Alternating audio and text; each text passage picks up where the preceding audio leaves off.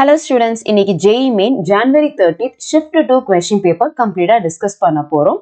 First question paper எப்படி கேட்டிருக்காங்கன்னு பார்க்கலாம். Section A ல easy level question 8 கேட்டிருக்காங்க, 8 medium level questions and கொஞ்சம் difficult-ஆ 4 questions கேட்டிருக்காங்க. And then coming to section B, இதுல நமக்கு choice இருக்கு. So easy-ஆன questions 3 கேட்டிருக்காங்க, 5 medium level questions and 2 difficult level questions கேட்டிருக்காங்க. So இந்த பேப்பர் பொறுத்த வரைக்கும் theory based problems வந்து நிறைய கேட்டிருக்காங்க. So problems எல்லாமே calculation போடுற மாதிரி தான் இருக்கு, but even though அந்த theory based இருக்கு. So அப்போ theory நல்லா ஸ்ட்ராங்கா தெரிஞ்சவங்க மட்டும்தான் கரெக்டான ஃபார்முலாவை சூஸ் பண்ண முடியும் and perfect-ஆ ஹேண்டில் பண்ண முடியும். So overall இந்த பேப்பர் வந்து ஒரு மீடியம் லெவல் பேப்பர். ஸோ இப்போ questions டிஸ்கஸ் பண்ண ஆரம்பிக்கலாம். அதுக்கு முன்னாடி ஃபர்ஸ்ட் டைம் நம்ம சேனலை பார்க்குறீங்கன்னா இதே மாதிரி வீடியோஸ் பார்க்கறதுக்கு மறக்காம நம்ம சேனலை சப்ஸ்கிரைப் பண்ணி பக்கத்தில் இருக்க பெல் ஐக்கான் ப்ரெஸ் பண்ணிக்கோங்க. And also need and JEE physics சம்மந்தமாக உங்களுக்கு ஏதாவது டவுட்ஸாக குவரிஸ் இருந்துச்சு அப்படின்னா டிஸ்கிரிப்ஷனில் என்னோட இன்ஸ்டாகிராம் லிங்க் கொடுத்துருக்கேன். ஸோ அதை யூஸ் பண்ணி நீங்கள் காண்டாக்ட் பண்ணலாம். இப்போ questions பார்க்க ஆரம்பிக்கலாம். ஓகே, ஃபர்ஸ்ட் கொஸ்டின் பார்க்கலாம். A car travels 4 km distance with the speed of 3 km per hour and next 4 km with the speed of 5 km per hour. So first given data எடுத்துக்கலாம். ஒரு car வந்து travel ஆயிட்டு இருக்கு. So first 4 km distance 3 km per hour speedல cover பண்ணிருக்கு and next 4 km distance 5 km per hour speedல cover பண்ணிருக்கு. அவங்க என்ன கேக்குறாங்கன்னா find average speed of the car. So இப்போ அந்த கார் கவர் பண்ண டிஸ்டன்ஸ் தான் கொடுத்துருக்காங்க, டைம் வந்து கொடுக்கல. ஓகே, அப்போ என்ன கேட்டகரியில் இது நம்ம ப்ளே பண்ணோம்னா ரொம்ப simple, the distance are equal. If distance are displacement ஈக்குவலாக இருந்துச்சுன்னா to find average speed and average velocity நம்ம இந்த ஃபார்முலாவை யூஸ் பண்ணலாம். That is 2/v average is equal to 1/v1 plus 1/v2. Okay, so இது வந்து v1 and 5 வந்து v2. அப்போ அப்படியே சப்ஸ்டிட்யூட் பண்ணலாம். 2/v average is equal to 1/v1 ன்ற இடத்துல 3 plus 1/v2 ன்ற இடத்துல 5.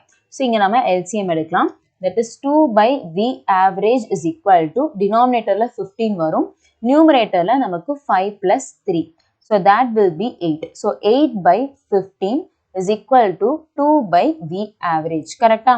So this is 1 and 4. அப்படியே reciprocal பண்ணலாம். Average velocity is equal to 15/4 km per hour. Okay, we'll check the option. Option 2 is the right answer. அடுத்த question பார்க்கலாம். இது கொஞ்சம் கேர்ஃபுல்லா பார்க்கணும், கரெக்டா ரீட்ரா பண்ணாதான் நமக்கு ஆன்சர் கிடைக்கும். So first question பார்க்கலாம். In the given circuit, the resistance between terminal A and B is equal to. So நமக்கு ரெண்டு ஜங்ஷன் கொடுத்திருக்காங்க A and B. Across this நமக்கு effective resistance வந்து கேக்குறாங்க. ஃபர்ஸ்ட் நம்ம ரீட்ரா பண்ணலாம். அதுக்கு முன்னாடி எல்லா ஜங்ஷனுக்கும் நேமிங் கொடுத்துடலாம். இது ஏனா இந்த ஜங்ஷனும் A தான், this also A. அண்ட் அதே மாதிரி இந்த பாயிண்ட் Bனா இங்கேயும் நமக்கு B தான் வரும், இங்கேயும் B தான் வரும். ஓகே, அண்ட் ஆல்சோ சில ரெசிஸ்டன்ஸ் பாருங்க சீரீஸ்ல கனெக்ட் ஆயிருக்கு. ஃபார் எக்ஸாம்பிள் இந்த 1.5 அண்ட் 0.5 நமக்கு சீரீஸ்ல இருக்கு, இந்த 1 ohm இந்த 1 ohm சீரீஸ்ல இருக்கு. அப்ப இது எல்லாமே நம்ம ரிசால்வ் பண்ணிடலாம். அப்ப அதுக்கான formula the effective resistance connected in series is equal to R1 plus R2. So direct add பண்ணா போதும். So இப்போ redraw பண்ணலாம். இது வந்து junction A, இது வந்து junction B. Okay, so first நம்ம மேல இருந்து பார்க்கலாம். இங்க பாருங்க A to B நமக்கு 1.5 and 0.5 சீரீஸ்ல கனெக்ட் ஆயிருக்கு. So சீரீஸ்ல கனெக்ட் ஆயிருந்தா direct add பண்ணுவோம். அப்போ 1.5 plus 0.5 2னு கிடைக்கும். ஸோ இங்கே ரீட்ரா பண்ணலாம். அது ரெண்டும் கம்பைன் ஆகி இப்போ 2 ohmனு எழுதிக்கலாம். ஓகே, ஸோ நெக்ஸ்ட் நமக்கு இங்கே கீழே across A and B 12 ohm இருக்கு. ஸோ நெக்ஸ்ட் நம்ம இங்கே 12 ohmனு எழுதிக்கலாம். ஃபைன். அடுத்து இந்த 8 ohm 6 ohm பாருங்க. இந்த 8, 2, 4, 6 இது எல்லாமே இந்த பாயிண்ட்ல கனெக்ட் ஆயிருக்கு. ஸோ இந்த ஜங்ஷனுக்கு புதுசாக ஒரு பேர் கொடுக்கலாம், which is C. ஸோ இது கொஞ்சம் காம்ப்ளிகேட்டட்ன்றனால கடைசியில் வரையலாம். அண்ட் நெக்ஸ்ட் இங்கே பாருங்க again A to B ஒரு 6 ohm இருக்கு. அப்போ இங்கே வரையலாம், you have a 6 ohm. Okay, so next அதுக்கு கீழே பார்க்கலாம் 1 ohm 1 ohm இது சீரீஸில் கனெக்ட் ஆயிருக்கு, 1 plus 1 2. ஓகே, ஸோ இங்கே நமக்கு 2 ohm இருக்கு. ஃபைன். ஸோ இப்போ இதெல்லாம் வரைஞ்சாச்சு. இப்போ நம்ம இங்கே இருக்கிறத பார்க்கலாம். இங்கே நமக்கு ஜங்ஷன் A தான், பட் நடுவில் பாயிண்ட் C இருக்கு. ஸோ அப்போ பாயிண்ட் Cயை நம்ம நடுவில் கொடுக்கலாம். ஓகே, ஸோ அப்போ இந்த ஜங்ஷன் வந்துட்டு A அண்ட் இந்த ஜங்ஷன் வந்துட்டு B and this is C. இங்க பாருங்க இந்த 8 ohm Aக்கும் Cக்கும் நடுவுல இருக்கு. ஸோ 8 ohm இங்க இருக்கு. ஃபைன். ஸோ நெக்ஸ்ட் இங்க பார்க்கலாம் இந்த 2 ohமும் Aக்கும் Cக்கும் நடுவுல இருக்கு. எகெயின் இங்க இருக்கு. கரெக்டா? ஸோ அப்போ இந்த 8 and 2 they are connected in parallel. அதே மாதிரி C2B ஒரு 4 ohm இருக்கு. ஸோ C2B ஒரு 4 ohm இருக்கு. அண்ட் நெக்ஸ்ட் ஒன் நமக்கு C2B ஒரு 6 ohm இருக்கு. இங்கேயும் நமக்கு ஒரு 6 ohm இருக்கு. ஸோ அப்போ பாருங்க இது ரெண்டும் parallel இருக்கு. ஸோ ஃபர்ஸ்ட் ஆஃப் ஆல் இதை நம்ம ரிசால்வ் பண்ணலாம். அப்போ parallel காம்பினேஷனோட formula 1/Rp is equal to 1/R1 plus 1/R2. கரெக்டா? ஸோ ஃபர்ஸ்ட் இதுக்கு நம்ம பார்க்கலாம்.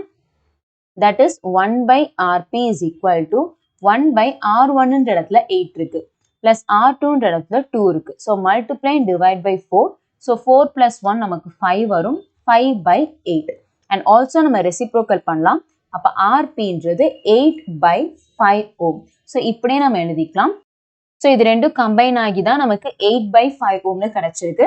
Okay, so அப்போ நம்ம redraw பண்ணலாம். எப்படின்னா இந்த இடத்த நம்ம அழிச்சிடலாம். அழிச்சிட்டு இது ரெண்டும் கம்பைன் ஆகி 8/5 கிடைச்சிருக்கலையா? ஸோ அது நம்ம ரீட்ரா பண்ணலாம். அப்போ இங்க நமக்கு என்ன இருக்குன்னா 8/5 ohm. ஓகே, அண்ட் அதே மாதிரி இங்க 4 and 6 parallel தானே இருக்கு, அதுவும் ரிசால்வ் பண்ணிடலாம்.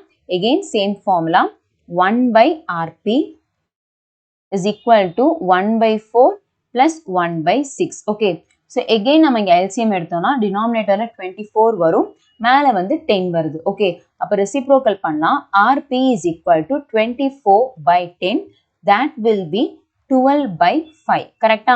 அப்போ இது ரெண்டையும் ரிசால்வ் பண்ணோம்னா ஆன்சர் 12/5 கிடைக்குது. எகெயின் இங்க நம்ம என்ன பண்ணலாம்னா, ஸோ இப்போ நமக்கு என்னன்னு கிடைச்சிருக்கு 12/5 கிடைச்சிருக்கு. ஸோ அதை ட்ராப் பண்ணலாம். So which is 12/5 ohm. Okay, so இப்போ பாருங்க இது ரெண்டும் சீரீஸ்ல இருக்கு. அப்போ இதை நம்ம ரிசால்வ் பண்ணலாம். இதை ரிசால்வ் பண்ணோம் அப்படின்னா இங்க எழுதுறேன் Rs is equal to again R1 plus R2. அப்போ 8/5 plus 12/5 வரும், which is 20/5. ஓகே, அப்போ இதை கேன்சல் பண்ணா you will get it as 4 ohm. again இது ரெண்டும் கம்பைன் ஆகி 4 ohm கிடைச்சிருச்சு. ஓகே, ஸோ அப்போ இதை ரப் பண்ணிடலாம். ரப் பண்ணிட்டு இப்போ புதுசா எழுதலாம் which is 4 ohm. ஓகே, இங்க எழுதியாச்சு. இப்போ எனக்கு 4 ohm. இப்போ சிம்பிள் பாருங்க, இது எல்லாமே parallel இருக்கு. ஸோ இப்போ இது எல்லாமே parallel, effective resistance கண்டுபிடிக்கலாம். ஸோ நான் கீழே எழுதுறேன், that is 1/Rp is equal to 1/Rp is equal to மேல இருந்து ஒவ்வொன்றா வரலாம். ஃபர்ஸ்ட் ஒன் நமக்கு 2 ohm. ஸோ 1/2, நெக்ஸ்ட் வந்து 12, 1/12, next 6, 1/6 plus 1/2 plus 1/4. Okay, so இது எல்லாத்துக்கும் காமனா நம்ம LCM எடுக்கணும். டினாமினேட்டர்ல நம்ம 12 எடுத்துக்கலாம், it will be easy. அப்போ 6 2s are 12, இங்க 6 வரும், அண்ட் இங்க 12 தான் இருக்கு. அப்போ 1 plus 6 2s are 12, அப்போ வந்து இங்க 2 வரும்.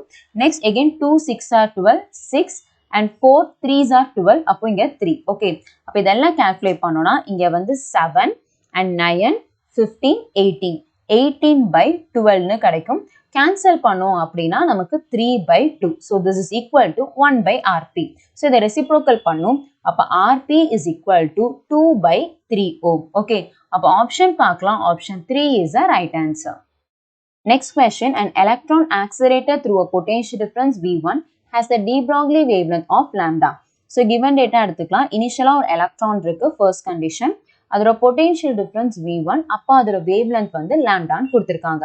நெக்ஸ்ட் செகண்ட் கண்டிஷன் பார்க்கலாம். when the potential is changed to V2, its de Broglie wavelength increases by 50%. இப்போ potential difference V2 மாறிடுச்சு. அப்போ de Broglie wavelength increase ஆயிருக்கு by 50%. அப்போ lambda dash ஃபைனல் பார்க்கலாம். இனிஷியலா இருந்த wavelength lambda plus நமக்கு அதோட ஆட் ஆயிருக்கு, that is 50% of lambda. Okay, அப்போ lambda plus 50/100 lambda. ஓகே, அப்போ இது 1, இது வந்து 2. அப்போ கிராஸ் மல்டிப்ளை பண்ணோம்னா நமக்கு 3/2 lambda வருது, which is lambda dash. Okay, so next பார்க்கலாம்.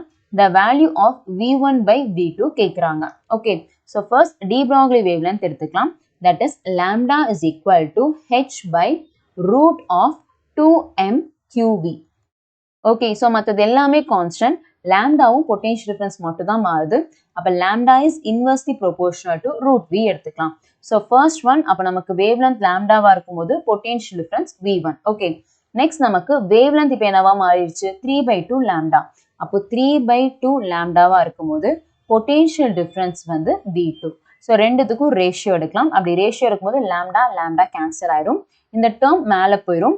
அப்போ root of V2/V1 is equal to இந்த 2 numeratorக்கு போயிருச்சுனா 2 by 3. So squaring on both the sides, அப்போ 4 by 9 is equal to V2 by V1. But அவங்க என்ன கேக்குறாங்க V1 by V2. அப்போ V1 by V2 is equal to 9 by 4. அப்போ option பார்க்கலாம், option 2 is the right answer. Next one, a thin prism P1 with an angle 6 degree made up of glass, a refractive index 1.54. So first given data எடுத்துக்கலாம். Angle of the prism A1 கொடுத்திருக்காங்க, that is 6 degree. அதோட refractive index கொடுத்திருக்காங்க, that is 1.54. Okay, so first வந்து எழுதியாச்சு.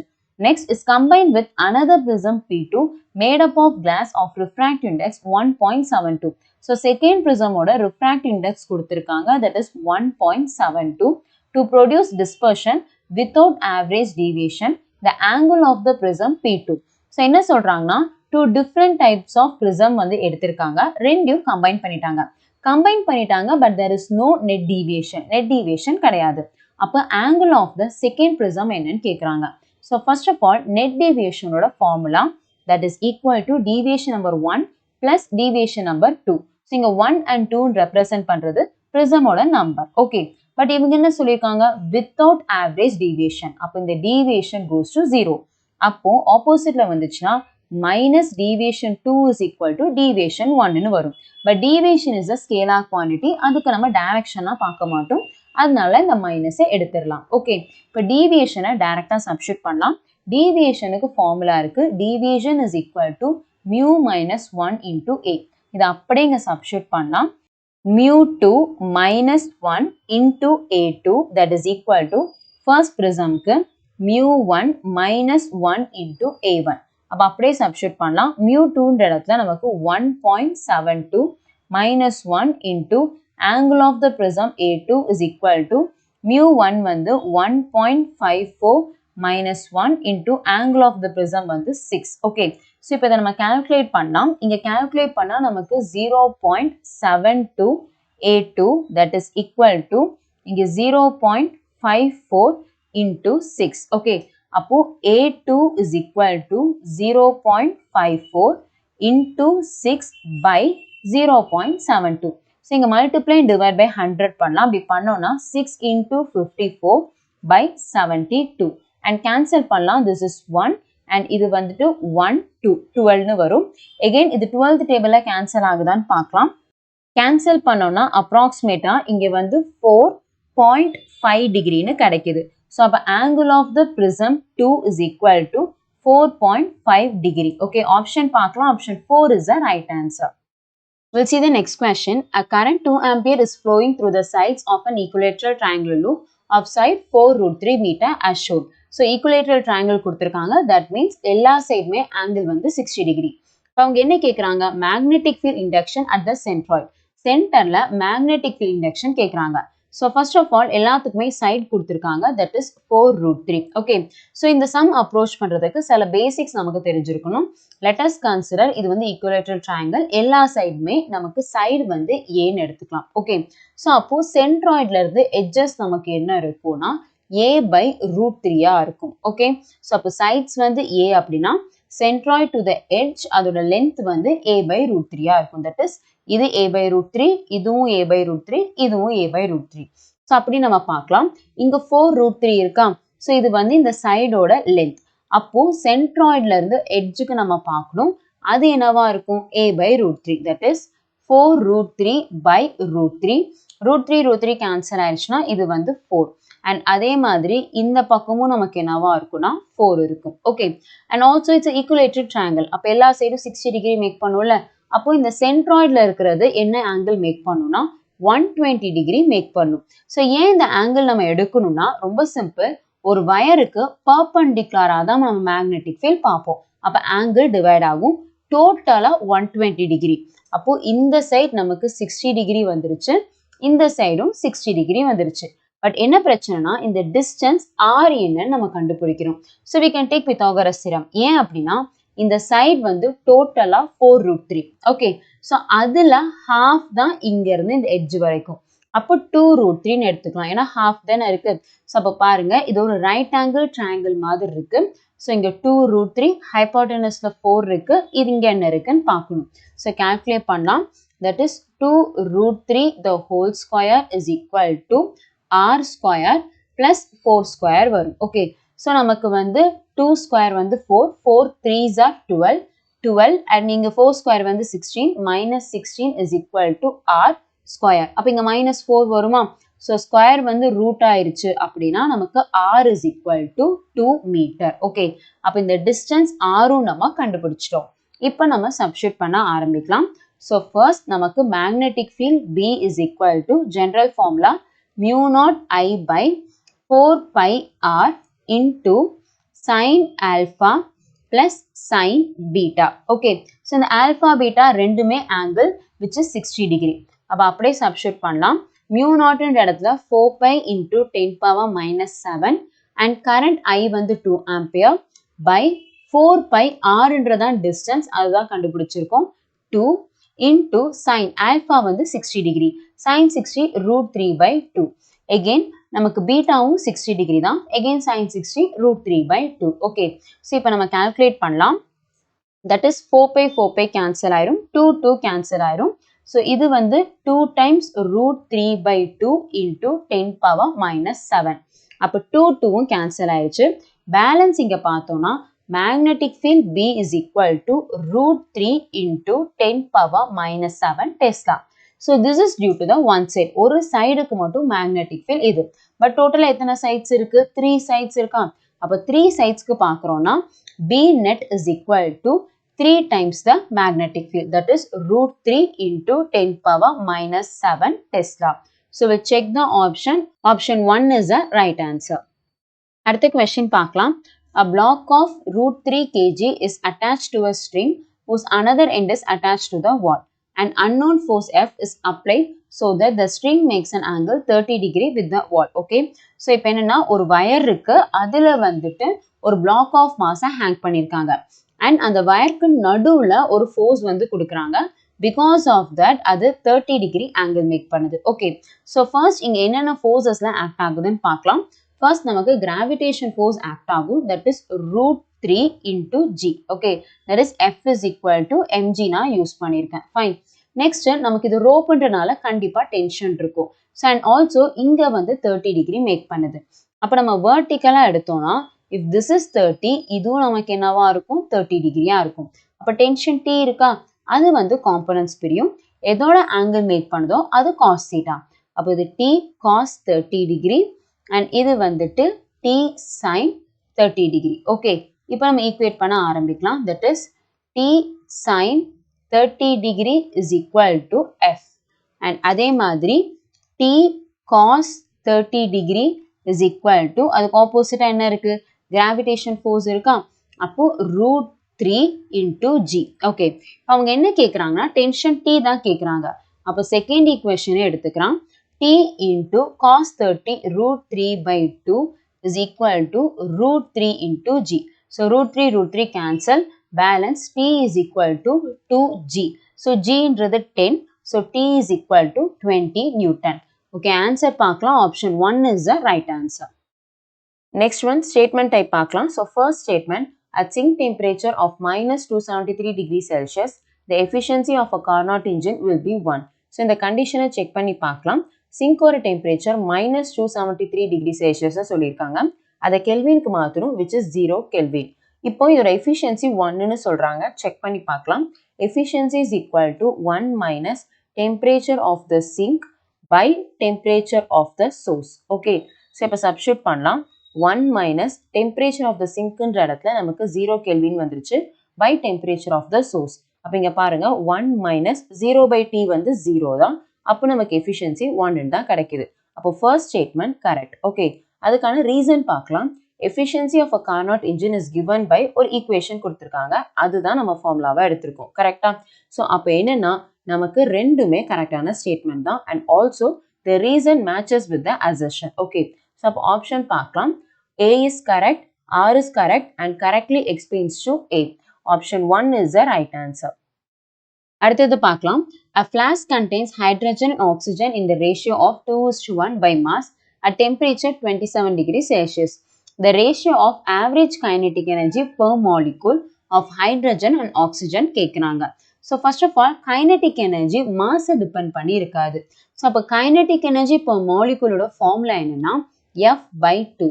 So F ன்றது degree of freedom by 2 into K ன்றது constant and T is a temperature. அப்ப kinetic energy degree of freedom and temperature இது ரெண்டு மட்டும் தான் depend பண்ணி இருக்கு. But ரெண்டுத்துக்குமே temperature constant ஆங்க. அப்ப degree of freedom பார்க்கலாமா? So first one hydrogen H2. So it's a diatomic. அப்ப diatomic அப்படின்னா degree of freedom நமக்கு 5 வரும். And அதே மாதிரி oxygen O2. அதுவும் நமக்கு diatomic தான். Again degree of freedom வந்து 5 தான் வரும். அப்ப பாருங்க ரெண்டு elementக்கும் degree of freedomும் same, temperatureும் same. அப்போ நமக்கு kinetic energy same தான் இருக்கும். அப்ப அதுக்கு நம்ம ratio எடுத்தோம் அப்படின்னா you will get 1:1 since they are same. Of option 2 is the right answer. Next theory question பார்க்கலாம். The nuclear density of nuclides கொஞ்சம் element கொடுத்திருக்காங்க. அதோட density arrange பண்ணிருக்காங்க. So first இது கரெக்டா தப்பான்னு பார்க்கணும். இது வந்து wrong. Because நம்ம படிச்சிருப்போம் nuclear density எல்லா elementsக்கும் constantா தான் இருக்கும். It's independent of mass number அப்படின்னு நம்ம படிச்சிருப்போம். So but இவங்க densityக்கு relation கொடுத்திருக்காங்க. இப்படி இருக்கவே இருக்காது. எல்லா elementsக்குமே density equal தான் இருக்கும். So இந்த statement வந்து தப்பு. And அதோட reason பார்க்கலாம். Radius of nucleus is related to the mass number. But ஒரு nucleus ஓட radius calculate பண்றதுக்கு formula இதுன்னு கொடுத்திருக்காங்க. So இது வந்து correct. அப்போ பாருங்க நமக்கு first statement wrong. Reason வந்து correctா இருக்கு. அப்போ option பார்க்கலாம். Option 2 is the right answer. We'll see the next question. In the figure, mass spring system, when it is set into oscillation along the spring, it has angular frequency omega 1 when mass m is equal to 1 kg and omega 2 if mass m is equal to 2 kg. So omega ku mass ku relate பண்ணிருக்காங்க.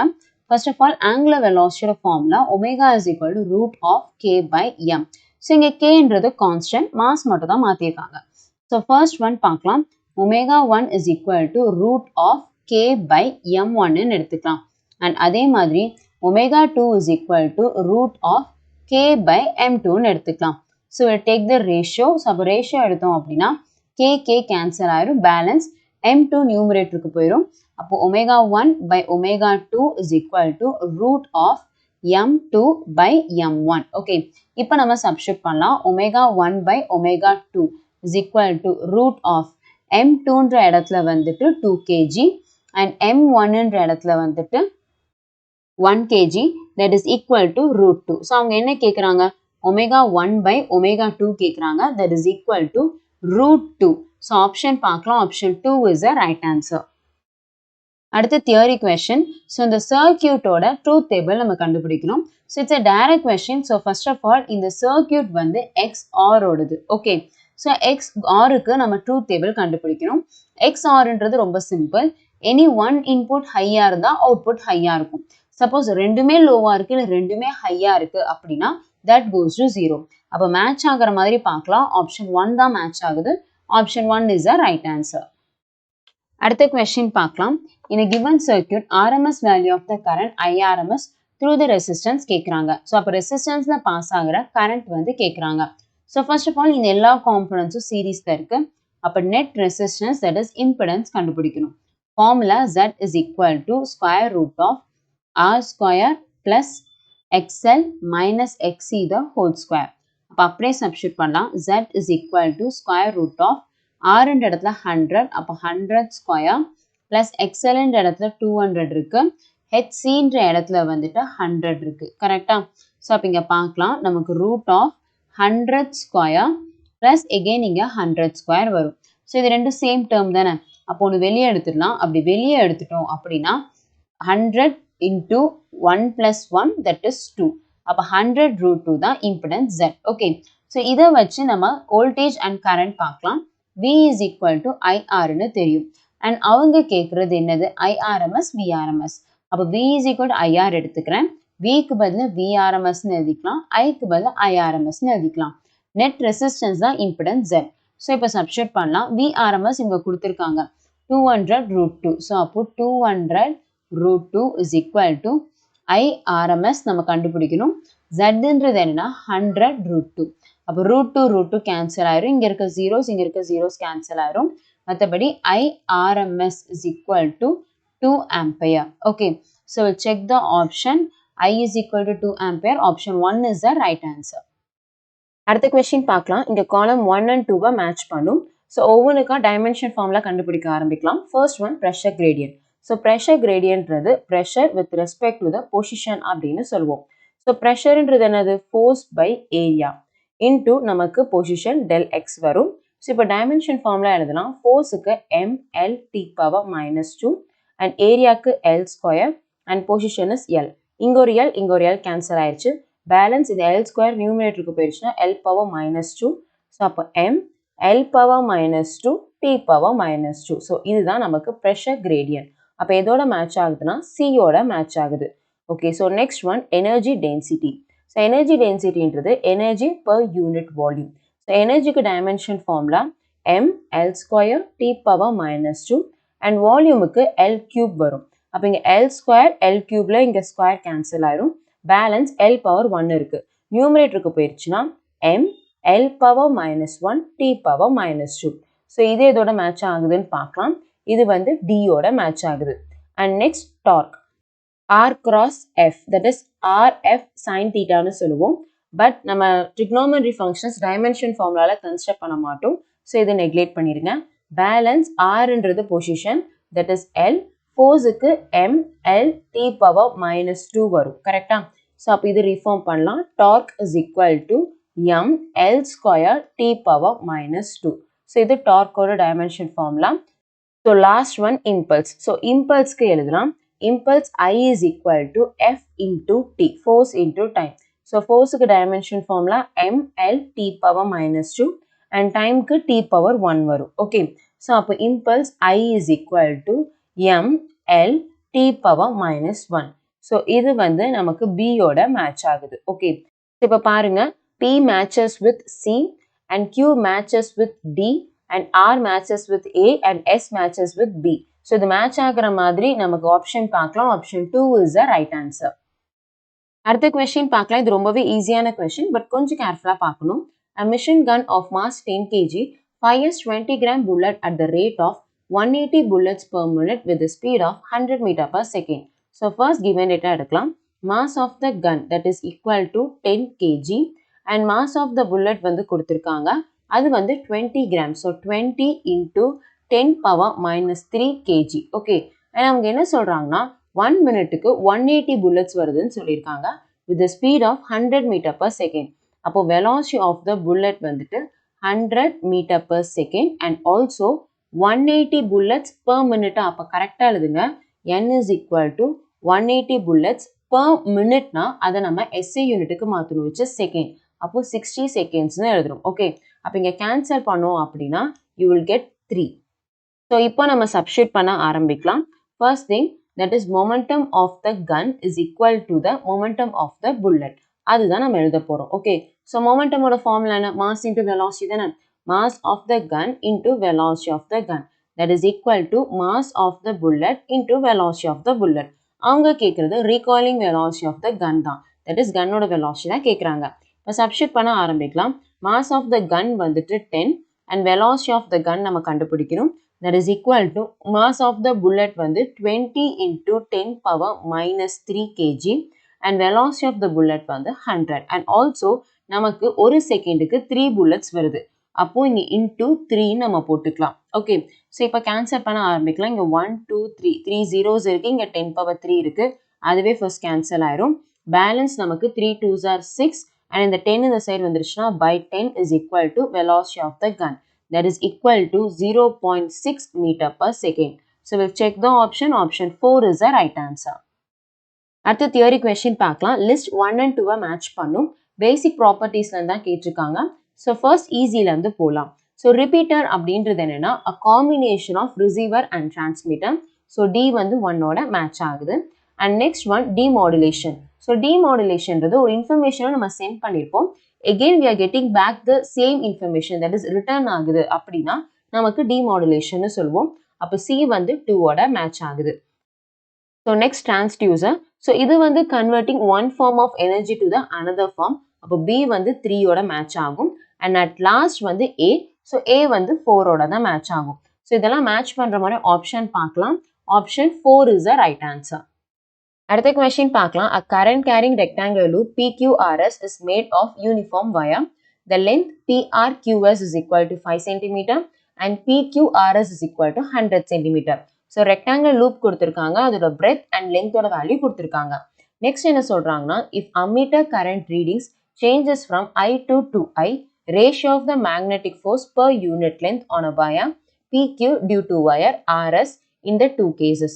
So என்ன சொல்கிறாங்கன்னா, இனிஷியலாக current ஐ இருந்திருக்கு, அந்த current வந்து 2ஐயாக மாறிடுச்சு. So current மாறிடுச்சுன்னா கண்டிப்பாக நமக்கு மேக்னெட்டிக் ஃபீல்ட் அண்ட் ஃபோர்ஸ் மாறும். அந்த ஃபோர்ஸோட ரேஷியோ கேட்குறாங்க. ஸோ ஃபர்ஸ்ட் நம்ம ஃபார்முலா எடுத்துக்கலாம். That is F is equal to mu naught I1 I2 L by 2 pi D. Okay, but இங்கே கொடுத்துருக்க கேஸில் கரண்ட் மட்டும் தான் மாறி இருக்கு. அப்போ F is proportional to I1 I2ன்னு எடுத்துக்கலாம். ஸோ இப்போ இந்த ரெண்டு ஆர்ம்லுமே சேம் கரண்ட் தான் ஃப்ளோ ஆயிருக்கும். அப்போ அதை வச்சே பார்க்கலாம். F1 is proportional to இனிஷியலாக கரண்ட் ஐயா, ஸோ I into ஐன்னு எழுதுறான். அண்ட் நெக்ஸ்ட் கரண்ட் என்னவா மாறிடுச்சு, 2ஐயா மாறிடுச்சு. அப்போ F2 is proportional to 2I into 2I. Okay, so ratio எடுக்கலாம். அப்போ I கேன்சல் ஆயிரும். பேலன்ஸ் நமக்கு 1/4. அப்போ ஆப்ஷன் பார்க்கலாம். Option 2 is the right answer. அடுத்த question பார்க்கலாம். A force is applied to a steel wire A rigidly clamped at one end. As a result, elongation in wire is 0.2 mm. So first given data clear-ஆ எடுத்துக்கலாம். நமக்கு ஒரு steel wire இருக்கு, அந்த wire வந்து A. Okay, so அந்த வயருக்குன்னு ஒரு elongation இருக்குன்னு சொல்லியிருக்காங்க. அது வந்து 0.2 mm. அப்போ change in length வந்து 0.2 mm. Next, if same force is applied to another steel B. அப்போ Bன்னு ஒரு ஸ்டீல் இருக்கு, of double the length and diameter 2.4 times of wire A, the elongation in B. So first given data clear-ஆ எடுக்கலாம். Same ஃபோர்ஸ்ன்ட்டாங்க. அப்போ இங்கே வந்து force Fனா இங்கே வந்து force F தான். அண்ட் லென்த் இங்கே Lனா டபுள் த லென்த்ன்னு இருக்காங்க. அப்போ இங்கே 2L. அண்ட் அதே மாதிரி இங்கே டயாமீட்டர் Dனா இங்கே வந்து 2.4Dன்னு எழுதுவோம். ஓகே, ஸோ இப்போ change in length that is elongation என்னன்னு கேட்குறாங்க. ஓகே, ஸோ அண்ட் ஆல்சோ ரெண்டுமே ஸ்டீல் தான். ஸோ ரெண்டுமே ஸ்டீல் போது ரெண்டுத்துக்குமே யங்ஸ் மாடுலஸும் சேமாக தான் இருக்கும். ஓகே பாருங்க, அப்போ எலாங்கேஷன், லென்த், டயாமீட்டர் இது மட்டும் தான் சேஞ்ச் ஆகுது. ஸோ ஃபர்ஸ்ட் நம்ம ரிலேஷன் எடுக்கலாம். Young's modulus Y is equal to stress by strain. So ஸ்ட்ரெஸ்ன்ற இடத்துல force by area by strain இடத்துல change in length by original length. அப்போ F by A into change in length, original length மேலே போயிடும். கரெக்டா, நம்ம elongation தான் கண்டுபிடிக்கிறோம். அப்போ ரீஃபார்ம் பண்ணலாம். Elongation is equal to FL by A into Y. Okay, so எதெல்லாம் கான்ஸ்டன்டா இருக்கோ அதை விட்டுலாம். சேஞ்ச் ஆகிறத மட்டும் பார்க்கலாம். ஸோ ஃபோர்ஸ் வந்து கான்ஸ்டன்டா இருக்கு, அதை விட்டுலாம். நெக்ஸ்ட் லென்த் மாறுது, டயாமீட்டர் மாறுது. கரெக்டா, யங்ஸ் மாடுலஸும் கான்ஸ்டன்டா தான் இருக்கு. அப்போ change in length that is elongation is proportional to length by area. ஏரியான்றது என்னது, பை ஆர் ஸ்கொயரா. ஸோ பை ஆர் ஸ்கொயர்னு சொல்லலாம். ஆர்எல்ஸ் இவங்க டயாமீட்டர் கொடுத்தனால pi D by 2 the whole square ன்னு எழுதலாம். ஸோ இங்கேயும் பாருங்க, பைன்றது கான்ஸ்டன்ட், இங்கே 2ன்றது கான்ஸ்டன்ட். அப்போ பேலன்ஸ் L by D ஸ்கொயர்னு எழுதிக்கலாம். ஓகே, ஸோ ஃபர்ஸ்ட் ஒன் நம்ம ரிலேஷன் எடுக்கலாம். So elongation for the first one that is A is proportional to length வந்து L, diameter வந்து D square. ஓகே, அண்ட் அதே மாதிரி elongation for the second one that is del for the 2 is proportional to length வந்து 2L and diameter வந்து 2.4D the whole square. கரெக்டா, so ரெண்டுத்துக்கும் first இப்போ ratio எடுக்கலாம். அப்போ ரேஷியோ எடுக்கும்போது L கேன்சல் ஆயிரும், இங்கே இருக்க D இங்கே இருக்க D ஸ்கொயர் கேன்சல் ஆயிரும். பேலன்ஸ் இது நியூமரேட்டருக்கு போயிடுச்சுன்னா 2.4 into 2.4 by நமக்கு 2ன்னு இங்கே வரும். That is equal to elongation of the first one. அது என்னன்னு கொடுத்துருக்காங்க, 0.2 millimeter. நம்ம மில்லிமீட்டர்லேயே சப்ஸ்டியூட் பண்ணலாம், ஏன்னா ஆப்ஷன் மில்லிமீட்டரில் தான் இருக்குது.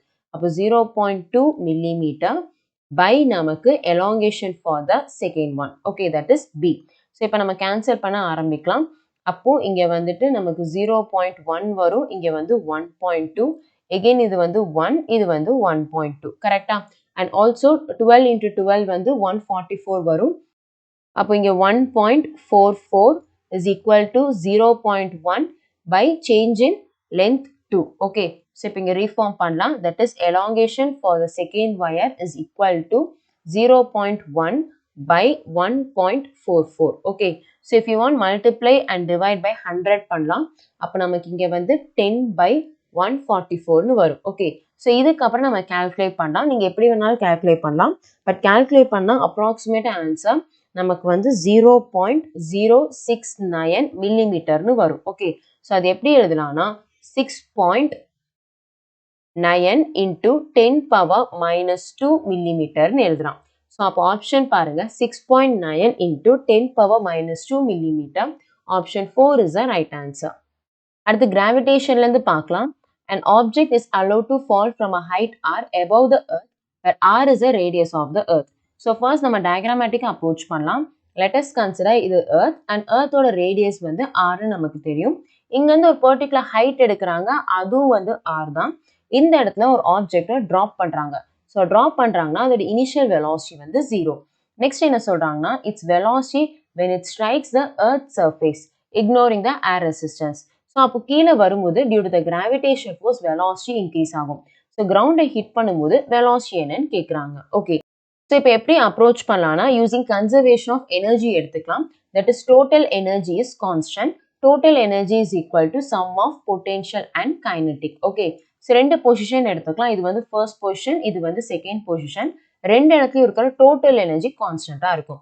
ஸோ அப்போ ஸ்டெப் பை ஸ்டெப்பா எழுதலாம். That is potential energy for the first position plus kinetic energy of the first one that is equal to potential energy of the second plus kinetic energy of the second. Okay, so potential எனர்ஜிக்கு formula U is equal to minus G m m by r. கரெக்டா? So இங்கே capital எம்ன்றது mass of த எர்த்னு எடுத்துக்கலாம். Small எம்ன்றது mass of த ஆப்ஜெக்ட்னு எடுத்துக்கலாம். So இப்போ substitute பண்ண ஆரம்பிக்கலாம். First position நமக்கு இந்த ஆப்ஜெக்ட் ஒரு பர்டிகுலர் ஹைட்ல இருக்கு. அப்போ potential energy minus G M M by R. ஆர்ன்றது டிஸ்டன்ஸா, ரேடியஸ் பிளஸ் ரேடியஸ் நமக்கு 2r வரும். Plus kinetic energy half m u square. Okay, so இங்கே u 0ன்றனால இந்த டேர்ம் வந்து 0 ஆயிரும். That is equal to next இப்போ final position that is second position பார்க்கலாம். இந்த இடத்துல potential energy minus G M M by distance பார்க்கலாம், அது வந்து radius R plus kinetic energy வந்து half m v square. Okay, so இப்போ நம்ம சப்ஸ்டியூட் பண்ணலாம். இங்கே பாருங்க u வந்து 0, அப்போ இந்த டேர்ம் வந்து 0 ஆயிடுச்சு. பேலன்ஸ் ரெண்டு பக்கமும் மாஸ் இருக்கு. இந்த m இந்த m இந்த m கேன்சல் ஆயிரும். பேலன்ஸ் இந்த டேர்ம் ஆப்போசிட்ல கொண்டு வரலாம். அப்போ minus G M by 2r plus G M by R that is equal to v square by 2. So இங்க g m by r காமனா எடுத்துக்கலாம். Balance minus 1 by 2 plus 1 that is equal to v square by 2. g m by r into நமக்கு இங்க calculate பண்ணா 1 by 2 கிடைக்கும். That is equal to v square by 2. அப்போ 2 cancel ஆயிருச்சு. Balance v பார்க்கலாம். That is v is equal to root of g m by r. Okay, but ஆப்ஷன்ல இது இருக்கான்னு பாருங்க. இல்ல, ஆக்சிலரேஷன் டியூ டு கிராவிட்டி வச்சு தான் இருக்கு. அப்ப என்ன பண்ணலாம்னா ஆக்சிலரேஷன் டியூ டு கிராவிட்டிக்குன்னு ஒரு ஃபார்முலா இருக்கு. g is equal to g m by r square. So இந்த r ஸ்கொயர் இந்த பக்கம் போயிருச்சுன்னா g r square is equal to g m. அப்ப g mன்ற இடத்துல இதை சப்ஸ்டியூட் பண்ணலாம். that is equal to root of g r square by r. அப்ப r r cancel ஆயிரும். Balance வந்து root g r. அப்போ ஆப்ஷன் பார்க்கலாம். Option 2 is the right answer. We'll see the next question. A point source of 100 watt emits light with 5% efficiency. At a distance of 5 meter from the source, the intensity produced by the electric field component. So first, இங்க step by step பார்க்கலாம். Intensity ஓட general formula power by area. Okay. So ஒரு light sourceக்கு நமக்கு intensity, electric field and magnetic field ரெண்டுமே ஈக்குவலா contribute பண்ணும். That is electric field 50% கொடுத்துச்சுன்னா magnetic field 50%, that is half வந்து contribute பண்ணும். பட் இவங்க என்ன கேட்குறாங்க, intensity produced by the electric field only கேட்குறாங்க. அப்போ இது half தானே கொடுக்கும். அப்போ intensity high is equal to half of P by Aன்னு எழுதிக்கலாம். ஓகே, ஸோ நெக்ஸ்ட் அதுலேயும் என்ன சொல்றாங்கன்னா it emits 5% of efficiency. அப்போ efficiency 5% தான் இருக்குன்னா I for the electric field that is equal to 5% of half of P by A அப்படின்னு எழுதிக்கலாம். Okay, so next இங்கே சப்ஸ்டியூட் பண்ண ஆரம்பிக்கலாம். intensity due to the electric field that is equal to 5%. 5% எப்படி எடுக்கலாம், 5 by 100 into 1 by 2 பவர்ன்ற இடத்துல நமக்கு 100 வருது by ஏரியா. ஏரியா இங்க பார்க்கணும். ஸோ ஒரு பாயிண்ட் சோர்ஸ் வந்து லைட் எல்லா டைரக்ஷன்லையும் போகும். ஸோ அப்போ நம்ம வேவ் ஆப்டிக்ஸில் படிப்போம். அப்போ அது ஸ்பெரிக்கல் வேவ் ஃப்ரண்ட்டை கிரியேட் பண்ணும். அப்போ ஏரியா ஆஃப் த ஸ்பியர் தான் நம்ம எடுக்க முடியும். That is 4 pi r square. Okay, so இப்போ இங்கே கேன்சல் பண்ணலாம். 100 100 cancel. Balance 5 by 2 into 1 by 4 pi rன்றது ரேடியஸா? ரேடியஸ்ன்றது தான் டிஸ்டன்ஸ் 5. ஸோ அப்போ நமக்கு 5 ஸ்கொயர் வரும், which is 25. Again இங்கேயும் கேன்சல் பண்ணலாம். This is 1 and 5.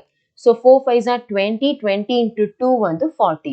So 1 by 40 pi watt per meter square. So அப்போ option பார்க்கலாம். Option 2 is the right answer. Next one, a point charge Q is placed inside the cavity made in uniform conducting solid sphere as shown.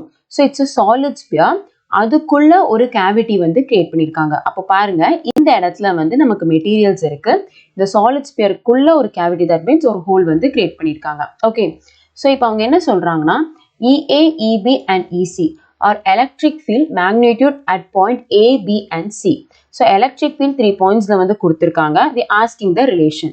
So first of all step by step நம்ம பார்க்கலாம். இங்க பாருங்க, நமக்கு solid ஸ்பியருக்குள்ள cavity இருக்கு, அதுக்குள்ள charge இருக்கா? அந்த charge பக்கத்துலேயே தான் பாயிண்ட் ஏ இருக்கு.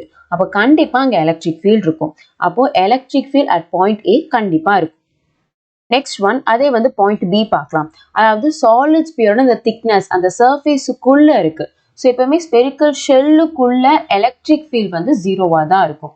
அப்போ இபி வந்து 0. ஓகே, அண்ட் லாஸ்ட் ஒன், எனக்கு outside the solid sphere electric field கேட்குறாங்க. அப்போ இங்கேருந்து பார்க்கும்போது இது ஒரு பாயிண்ட் சார்ஜாக தான் அது கன்ஸ்ட்ரக்ட் பண்ணும். அப்போ கண்டிப்பாக இந்த இடத்துல எலக்ட்ரிக் ஃபீல்ட் இருக்கும், ஈஸியில் வேல்யூ இருக்கும். ஓகே, ஸோ அப்போ இங்கே பார்க்கலாம் எந்த ஆப்ஷன் மேட்ச் ஆகுதுன்னு. Option 2 is the right answer. அடுத்த செக்ஷன் பிலேருந்து கொஸ்டின்ஸ் பார்க்கலாம்.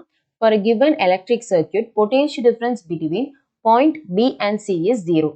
ஸோ இது பாருங்க, வீட்ஸ்டோன் கண்டிஷன். நமக்கு பாயிண்ட் B and Cல பொட்டன்ஷியல் டிஃபரன்ஸ் கிடையாது. அப்போ நமக்கு condition that is P by Q is equal to R by S. Okay, so இப்போ இங்கே கிளியராக பார்க்கலாம். இங்கே 6 and 3 பேரலில் இருக்கு. ஃபர்ஸ்ட் இதை நம்ம ரிசால்வ் பண்ணும். ஸோ பேரலல்னா formula 1 by RP is equal to 1 by R1 plus 1 by R2. கரெக்டா? ஸோ ஃபர்ஸ்ட் இந்த 6 and 3க்கு ரிசால்வ் பண்ணலாம். that is 1 by RP is equal to 1 by 6 plus 1 by 3. அப்போ மல்டிப்ளை அண்ட் டிவைட் பை 2 நம்ம போடலாம். அப்படி போட்டோம் அப்படின்னா நமக்கு நியூமரேட்டரில் 3 by 6ன்னு வரும். That is equal to 1 by 2. இதுதான் நமக்கு 1 by RP. அப்போ அப்படியே ரெசிப்ரோக்கல் பண்ணலாம். ரெசிப்ரோக்கல் பண்ணால் RP is equal to 2 ohm. Okay, so அப்போ இது ரெண்டும் கம்பைன் ஆயிடுச்சு. கம்பைன் ஆகி நமக்கு 2 ohm கொடுக்குது. ஓகே, ஸோ நெக்ஸ்ட் பார்க்கலாம். இது ரெண்டும் சீரீஸில் இருக்கு. ஸோ சீரீஸில் இருந்துச்சுன்னா எஃபெக்டிவ் கண்டுபிடிக்கிறதுக்கு RS is equal to R1 plus R2. அப்போ டைரெக்டாக நம்ம ஆட் பண்ணிடலாம். அப்போ 1 plus 2 which gives 3 ohm. Okay, so இது ரெண்டும் சேர்ந்து 3 ohm வந்துருச்சு. அண்ட் இங்கே வந்து X, இங்கே பாருங்க 1 and X எகெயின் பேரலில் இருக்கு. அப்போ அதுக்கு கால்குலேட் பண்ணுமா? So 1 by RP that is equal to 1 by 1 plus 1 by X. அப்போ கிராஸ் மல்டிப்ளை பண்ணலாம். X plus 1 by X. Okay, அப்போ அப்படியே ரெசிப்ரோக்கல் பண்ணோம்னா RP is equal to X by 1 plus X. Okay, so they are connected in parallel. அப்போ இது ரெண்டும் combine ஆயிடுச்சுன்னா X by 1 plus X. Okay, இப்போ இந்த கண்டிஷனில் நம்ம சப்ஸ்டியூட் பண்ண ஆரம்பிக்கலாம். ஸோ ஃபர்ஸ்ட் ஒன் Pன்ற இடத்துல நமக்கு 2 ohm கிடச்சிருக்கு. பை Qன்ற இடத்துல வந்து 3. தட் இஸ் ஈக்குவல் டு Rன்ற இடத்துல X by 1 plus X by Sன்ற இடத்துல X இருக்கு. கரெக்டா? ஸோ இப்போ இங்கே பார்க்கலாம், இந்த X நமக்கு கேன்சல் ஆயிரும். பேலன்ஸ் நம்ம பார்த்தோம்னா 2 by 3 is equal to 1 by 1 plus X. So cross multiply பண்ணலாம். 2 plus 2X is equal to 3. And இது ஆப்போசிட்ல போச்சுன்னா 2X is equal to 3 minus 2 வந்து 1. அப்போ X is equal to 1 by 2 which is 0.5 ohm. Okay, அப்போ Xோட value வந்து 0.5. அடுத்த ஒரு சிம்பிளான கொஸ்டின் பார்க்கலாம்.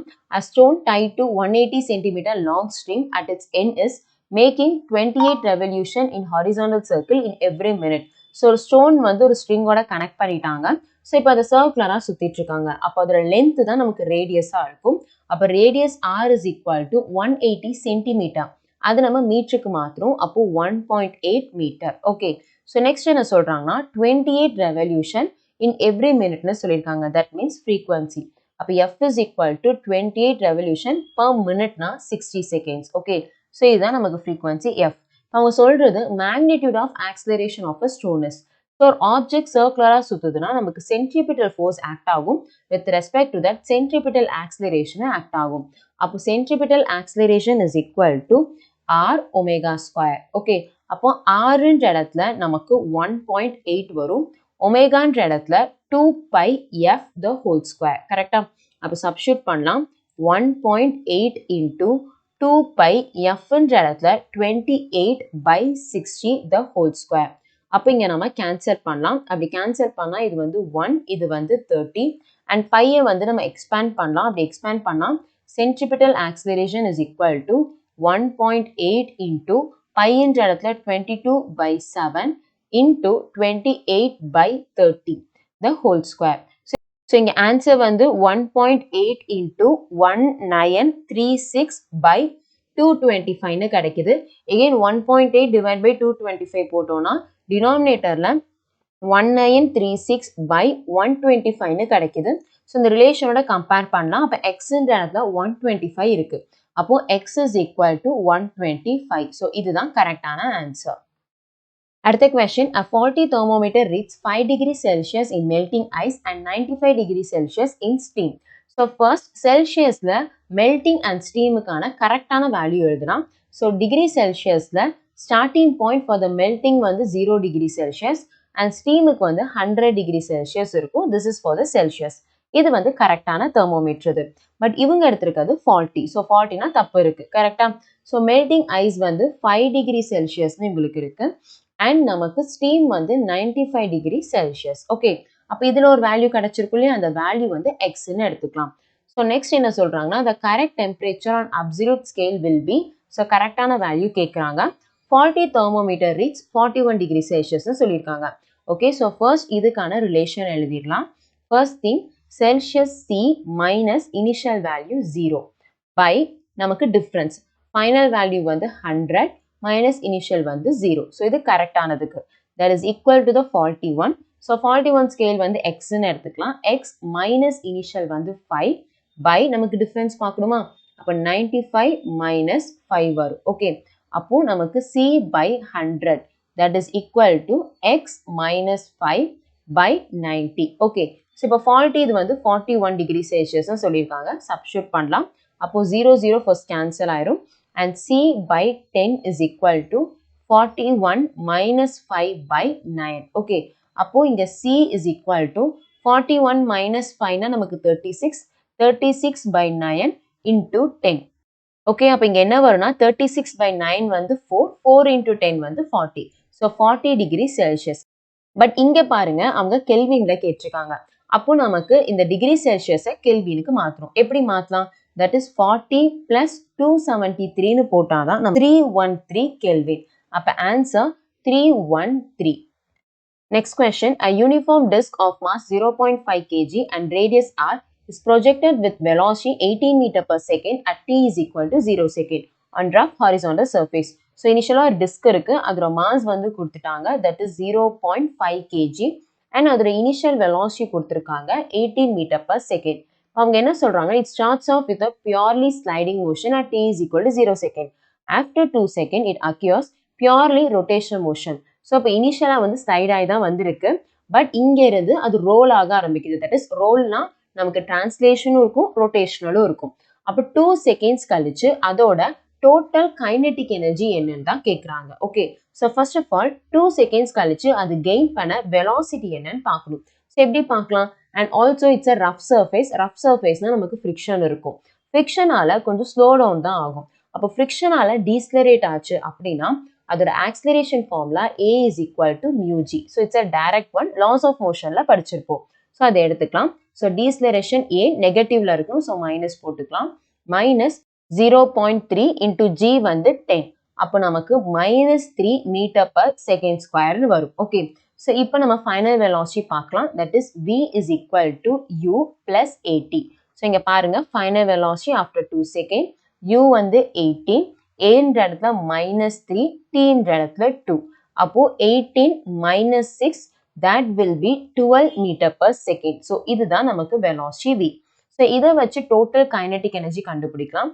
That is total kinetic energy is equal to kinetic energy of the translational plus kinetic energy of the rotational.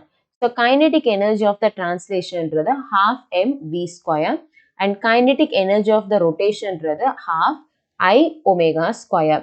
So அப்போ moment of inertia I பார்க்கணும். இது வந்து disk. So diskக்கு moment of inertia directா சொல்லலாம். That is mr square by 2. And அதே மாதிரி omega இருக்கு. V is equal to r omega படிச்சிருப்போம். அப்போ ஒமேகாக்கு பதிலா V by r substitute பண்ணலாம். அப்போ இங்க பாருங்க total kinetic energy is equal to half m v square plus half I என்ற இடத்துல m r square by 2 and omega என்ற இடத்துல ஸ்கொயர்ல சப்ஸ்டிட்யூட் பண்ணும். அப்போ v square by r square. அப்போ இங்க r square கேன்சல் ஆயிடுச்சு. So balance இங்க எழுதலாம். Kinetic energy is equal to common terms வெளியே எடுத்துக்கலாம். So 1 by 2 mv square common. Balance நமக்கு 1 plus 1 by 2 இருக்கு. அதை cross multiply பண்ணா 3 by 2 வரும்.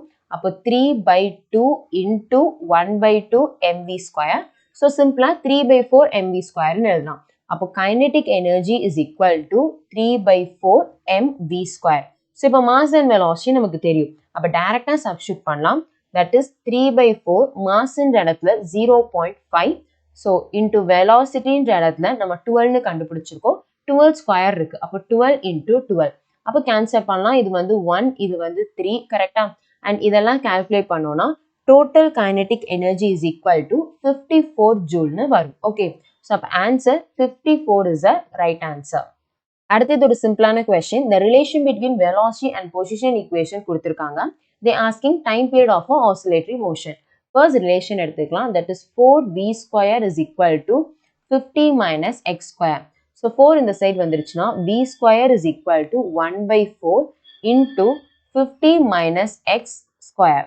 So அப்போ இந்த square நம்ம opposite எடுத்துட்டு போனா root னு எடுத்துட்டு போயிடலாம். So oppositeல root னு போகுது. Okay. So இப்போ v is equal to 4 வந்து வெளியே வந்துரும். So 1 by 2 into 50 minus x square. Okay. So இங்க வந்து whole root இருக்கு. So next இது எந்த formatல இருக்குன்னா நம்ம oscillation chapterல ஒரு formula படிச்சிருப்போம். V is equal to omega root of a square minus x square. அதே formatல இருக்கு. V is equal to 1 by 2 root of 50 minus x square. அப்போ ஒமேகான்றது 1 by 2 தெரிஞ்சிருச்சு. அப்போ omega is equal to 1 by 2 and ஒமேகாக்கு நமக்கு formula இருக்கு. That is 2 pi by t. Okay. நமக்கு t தான் கண்டுபிடிக்கணும். அப்போ t is equal to 4 pi னு கிடைக்கும். பையை நம்ம expand பண்ணலாம். அப்போ 4 into 22 by 7. So 4 into 22 நமக்கு இங்க 88 வருது by 7. So அப்போ t is equal to 88 by 7. So இங்க கொடுத்திருக்கிறது 88 by n. அப்போ n என்ற இடத்துல 7 இருக்கு. So right answer is 7. இது Young's double slit இருந்து question பார்க்கலாம். In Young's double slit experiment, the intensity at 2 points for the path difference lambda by 4 and lambda by 3 are I1 and I2. So first relation எடுத்துடலாம். First one நமக்கு path difference lambda by 4. அப்போ நமக்கு phase difference என்னன்னு தெரியாது. But intensity I1 ன்னு சொல்லியிருக்காங்க. And அதே மாதிரி lambda by 3 இருக்கும்போது நமக்கு intensity I2. Okay. என்ன சொல்றாங்கன்னா if I0 denotes intensity produced by each one of the individual slit, then I1 plus I2 by I0. So இந்த ரிலேஷன்ல சப்ஸ்டிட் பண்ணும். அதுக்கு I1 I2 என்ன நம்ம கண்டுபிடிக்கணும். So using the path difference first நம்ம phase difference கண்டுபிடிக்கலாம். அப்போ phase differenceக்கு path differenceக்கு என்ன ரிலேஷனா phase difference is equal to 2 pi by lambda into path difference. Okay. So substitute பண்ணலாம் for the first one. Phase difference del phi is equal to 2 pi by lambda. First one path difference lambda by 4. அப்போ lambda lambda நமக்கு cancel ஆயிரும். This is 1 and 2. அப்போ pi by 2. அப்போ first one ஓட phase difference வந்து pi by 2. இங்க எழுதிக்கலாம். This is equal to pi by 2. And அதே மாதிரி second one-க்கும் நம்ம பார்க்கலாம். That is phase difference for the second one is equal to 2 pi by lambda. Again path difference that is lambda by 3. அப்போ lambda lambda cancel ஆயிரும். Balance நமக்கு 2 pi by 3 இருக்கு. Okay. அப்போ second one ஓட phase difference வந்துட்டு 2 pi by 3. Okay. So இதை வச்சு நம்ம intensity கண்டுபிடிக்கலாம். That is resultant intensity I is equal to 4I0 into cos square 5 by 2. Okay, so இப்போ substitute பண்ணலாம்.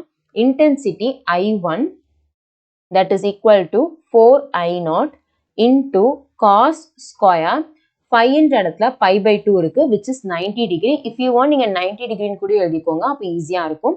அப்போ 90 by 2 நமக்கு இங்க 45 degree வரும். ஓகே, ஸோ இங்க 5 என்றது pi by 2 which is 90 degree, pi by 2 வந்து இங்க 45 degree. அப்போ cos 45 வந்து 1 by root 2 நமக்கு ஸ்கொயர்ல இருக்கு. அப்போ 4I0 1 by root 2 ஸ்கொயர் பண்ணா நமக்கு 1 by 2 வரும். அப்போ கேன்சல் பண்ணா 2I0. ஸோ இதுதான் நமக்கு I1. I1 கண்டுபிடிச்சிருக்கோம். I1 is equal to 2I0. Okay, இதே மாதிரி நம்ம I2வும் கண்டுபிடிக்கலாம். Okay, I2 is equal to 4I0 into cos square இங்க 2 pi by 3. So 2 pi by 3 ன்றது 120 degree. ஓகே, ஸோ அப்போ இங்க 5 என்ற இடத்துல 120 by 2, 120 by 2 ன்றது 60 degree. ஓகே, அப்போ நம்ம சப்ஸ்டிட்யூட் பண்ணலாம். 4I0 again cos 60 வந்து 1 by 2 ஸ்கொயர் பண்ணா 1 by 4. அப்போ 4 கேன்சல் ஆயிரும். that is equal to I0. அப்போ நமக்கு I2ன்றது I0. is it okay? அப்போ I1 I2 ரெண்டுமே கண்டுபிடிச்சாச்சு. இப்போ இந்த ரிலேஷன்ல சப்ஸ்டிட்யூட் பண்ணலாம். that is அவங்க என்ன கொடுத்திருக்காங்கன்னா I1 plus I2 by I0.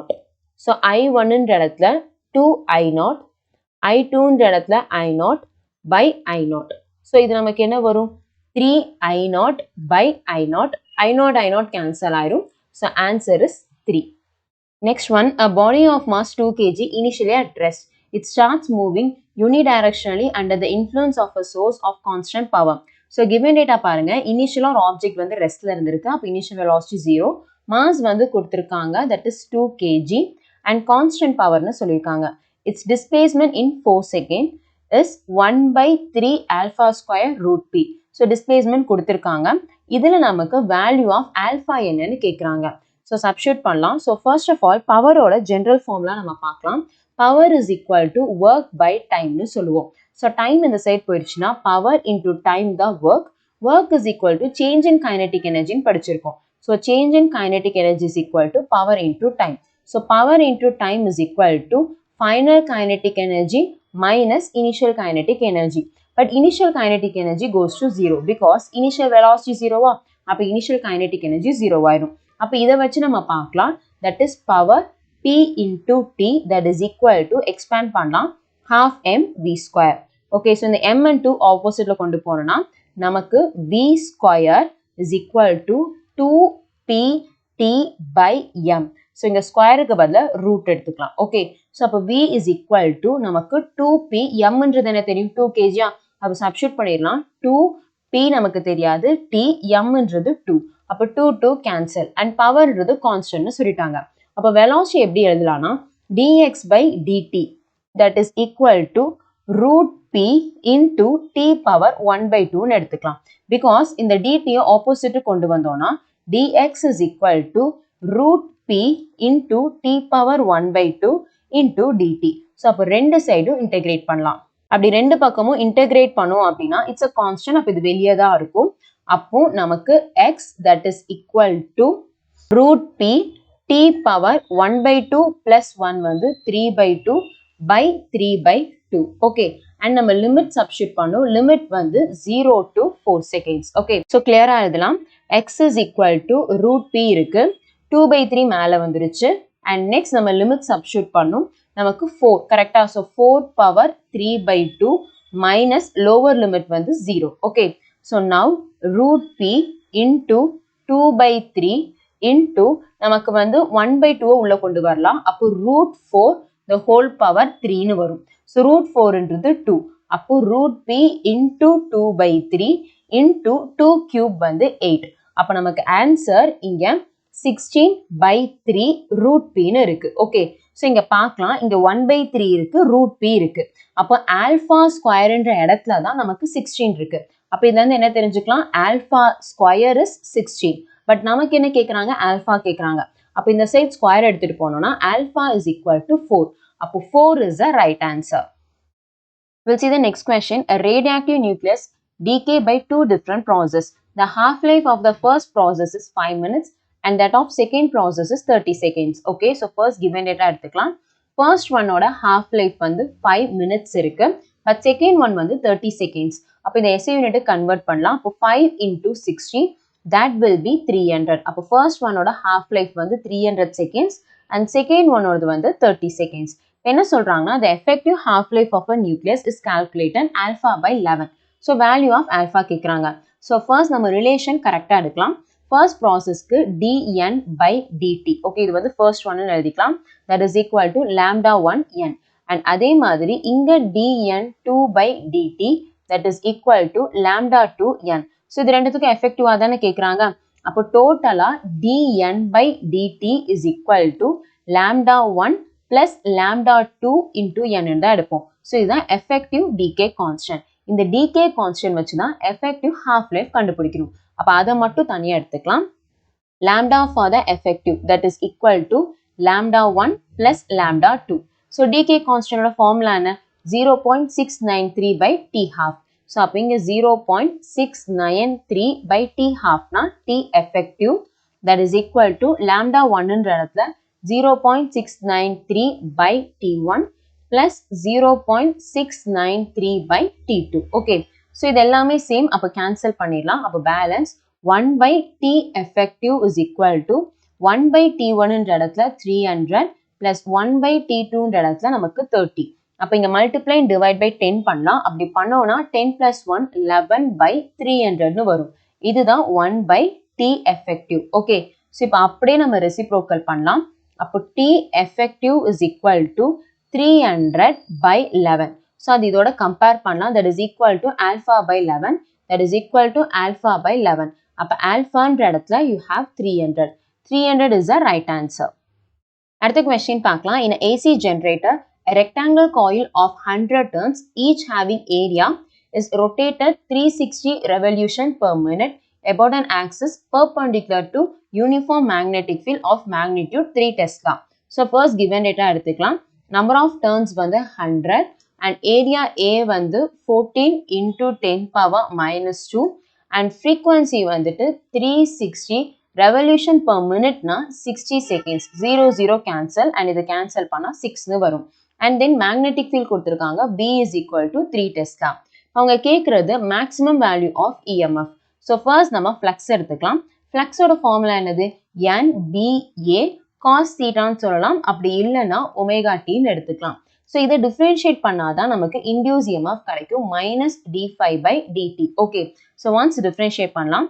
Minus NBA common, balance cos differentiate பண்ணா minus sign. இப்போ minus sin omega t into omega வெளியே வந்துரும். கரெக்டா? அப்போ minus minus cancel. E is equal to omega NBA sin omega t. அவங்க கேட்கறது maximum value of EMF. So maximum na இந்த term வந்து 1 ஆயிரும். அப்ப balance இதுதான் maximum value. If you want நம்ம peak value E0 னு எடுத்துக்கலாம். அப்ப இங்க எழுதுறேன் E0 is equal to omega NBA. இப்ப substitute பண்ணலாம். omega ன்ற இடத்துல 2 pi f போட்டுக்கலாம் and n ன்ற இடத்துல 100 and B is 3. area வந்து 14 into 10 power minus 2. Okay, இது calculate பண்ணலாம். இங்க 2 0, இங்க 10 power minus 2 cancel ஆயிரும். Balance 2 into pi ன்ற இடத்துல 22 by 7 and frequency 6 and 3 into 14. Okay, இதெல்லாம் calculate பண்ணா we will get the answer as 1584 volt. Okay, so it's a direct calculation. அப்ப answer வந்து 1584 volt. Last question பார்க்கலாம். Electric field in the region E வந்து கொடுத்திருக்காங்க. And also diagram பாருங்க, அவங்க வந்து position coordinates ஓட representation கொடுத்திருக்காங்க. That is x, y, z. That will be 1, 2, 3. So இப்போ என்ன கேக்குறாங்கன்னா find the charge inside the cuboid கேக்குறாங்க. So first of all நம்ம வந்து Gauss law ஓட equation எழுதிக்கலாம். Electric flux phi is equal to closed integral of E dot ds is equal to q by epsilon naught. First over axis க்கு flux என்னன்னு கண்டுபிடிக்கலாம். So first one flux along x-axis, that is equal to. So அந்த axisல இருக்க electric field பார்க்கலாம். That is 2x square into surface area பார்க்கலாம். அப்போ x-axis விட்டுருங்க. y and z மட்டும் பார்த்தா போதும். 2 into 3, that will be 6. Okay, and also x ஓட value என்னன்னு தெரியும். Substitute பண்ணலாம். 2 into 1 into 6. that will be 12. So இது வந்து flux along x-axis. இதே மாதிரி flux for the y-axis பார்க்கலாம். Flux for the y-axis is equal to close integral of E dot ds use பண்ண போறோம். Again electric field ன்ற இடத்துல -4y இருக்கு. And surface area பார்க்கணுமா? அப்போ y-axis விட்டுருங்க. Z and x பார்க்கலாம். 1 into 3 that will be 3. That is equal to -4 y ன்ற இடத்துல 2 இருக்கு. இங்க 3 இருக்கு. 2 3s are 6 and 6 into 4 வந்து 24. அப்போ flux along y-axis is -24. அடுத்து flux along z-axis பார்க்கலாம். z-axis பார்க்கும்போது என்ன ப்ராப்ளம்னா நமக்கு எலக்ட்ரிக் ஃபீல்ட்ல வேரியபிளே இல்லை, ஜஸ்ட் கான்ஸ்டன்ட் மட்டும் தான் இருக்கு. அப்படி இருந்தா flux பார்க்க முடியாது. அப்போ flux along z-axis goes to 0. இப்போ நமக்கு எல்லா ஆக்சிஸோட flux வந்து நமக்கு தெரிஞ்சிருச்சு. ஸோ இதை அப்படியே சம் அப் பண்ணலாம். That is net flux is equal to எல்லாத்தையும் ஆட் பண்ணோம்னா 12 minus 24 that will be -12 வரும். ஓகே, ஸோ இதை வச்சு நம்ம நெட் சார்ஜ் கண்டுபிடிக்கலாம். flux is equal to q by epsilon naught. Okay, அப்போ q is equal to flux epsilon naught.